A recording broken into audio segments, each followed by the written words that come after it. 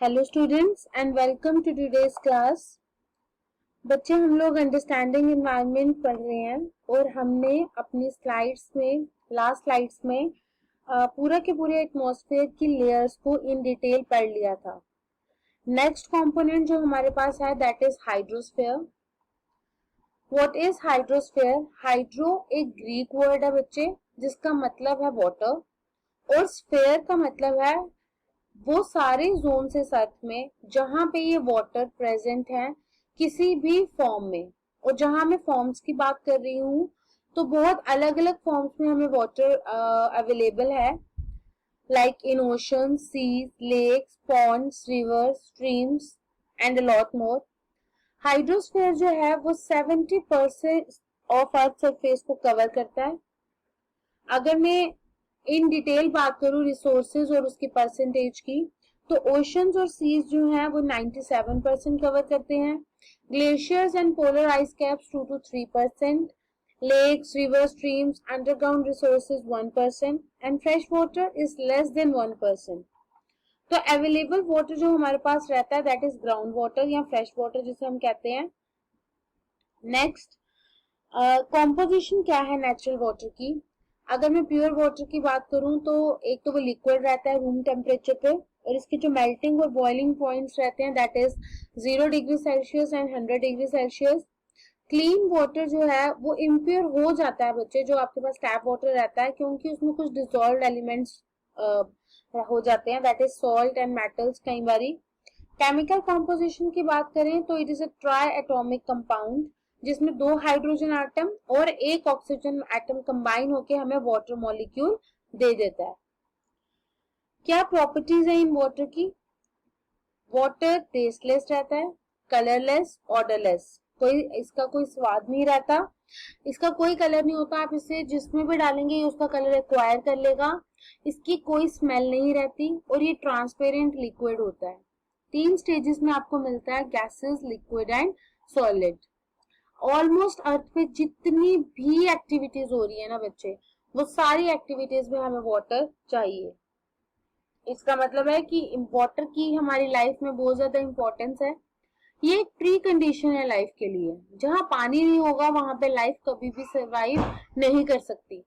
Drinking and domestic composition, पानी पीने के लिए और जितनी भी आप डोमेस्टिक वर्क्स करते हैं हाउस होल्ड में उसके लिए यूज किया जाता है। एग्रीकल्चर में वाटर के रिसोर्सेज बहुत ज्यादा यूज किए जाते हैं, आपको इरिगेशन पर्पस के लिए पानी चाहिए ही चाहिए। अर्बनाइजेशन की वजह से, अर्बनाइजेशन का मतलब है कि लोग जो है वो रूरल एरिया से, गांव एरिया से आज के टाइम पे सिटीज में आ रहे हैं due to any reason, for employment, for studies. तो उसकी वजह से जो वाटर रिसोर्सेज है उस पर एक बहुत ज्यादा डिमांड आ गई है to have greater share. Industrial purposes में वाटर यूज किया जाता है। आपने ये सुना होगा that earth is a blue planet. तो why earth is a blue planet? Because यहाँ पे अबेंडेंस ऑफ वाटर प्रेजेंट है। 70% ऑफ आवर सरफेस जो है वो वाटर कवर करता है और जब हम इसे स्पेस से व्यू करते हैं it is of vivid blue colour. आपने जितनी भी पिक्चर्स आज दिन तक अर्थ की देखी होंगी आप देखेंगे ग्रीनरी पार्ट एंड जो वाटर का पार्ट है वो ज्यादा है as compare to greenery part.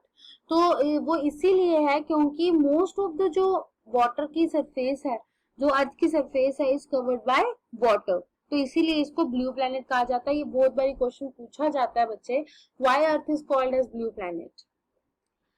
अगर मैं वाटर के रिसोर्सेज की बात करूं ना बच्चे, we have surface water, underground water and water in right form.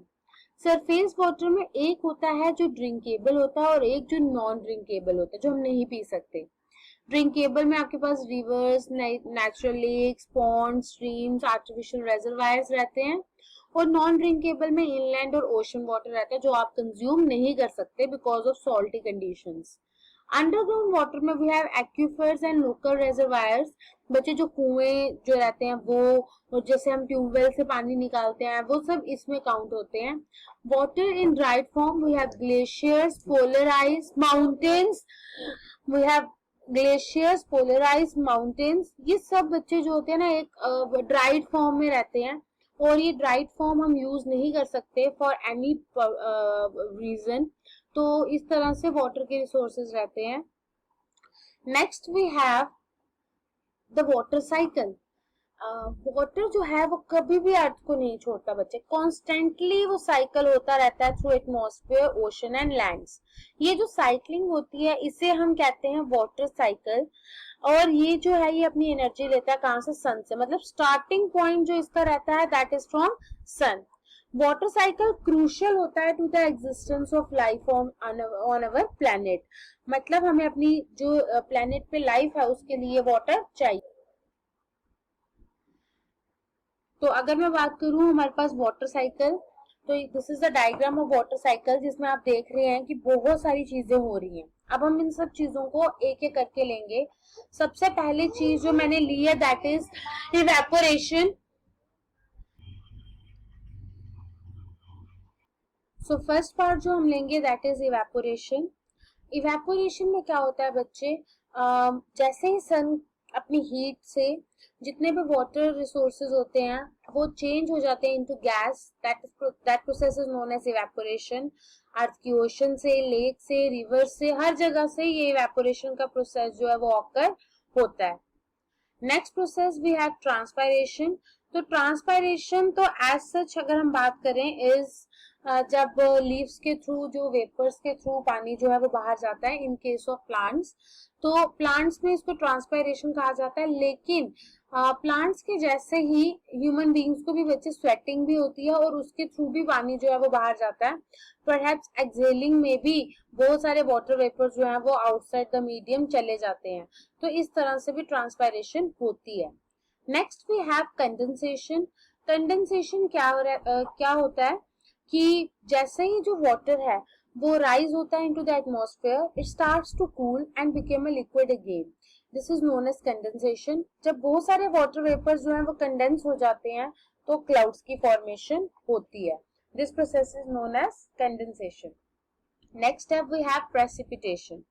तो ये प्रेसिपिटेशन क्या है? जब वाटर जो है क्लाउड्स में बहुत हैवी हो जाता है तो इट फॉल बैक्स। और precipitation in the form of water, rain drops भी हो सकती है, in the form of hails, snow, किसी भी फॉर्म में प्रेसिपिटेशन जो है वो हो सकती है। Next we have run off. ऐसे आपने बहुत बारी सुना होगा that what is run off, run off हो रहा है। रन ऑफ होता क्या है? When rain falls on the land, जब पानी जो है वो लैंड पे फॉल होता है, सम ऑफ द वाटर जो है वो एब्जॉर्ब हो जाता है ग्राउंड में। और ग्राउंड वाटर क्या होता है? डीप इन द सॉइल बच्चे छोटे छोटे पोर्स रहते हैं और उन पोर्स में ये वाटर जाके फिक्स हो जाता है। It is like pockets of water. तो मोस्टली जो ग्राउंड वाटर होता है ना it returns to oceans. Other precipitation जो रहती है वो डायरेक्टली रिवर्स में भी चली जाती है। Water that collects in reverse, streams and oceans उसको रन ऑफ कहा जाता है। मतलब वो पानी जो आपके पास रेन के थ्रू एंटर किया है और एंड प्रोडक्ट कहाँ रहता है? इनटू रिवर, स्ट्रीम्स या ओशंस, किसी भी माध्यम से वो आए उसे हम रन ऑफ कहते हैं। तो आज जो हमने वाटर साइकिल है वो इन डिटेल पढ़ा।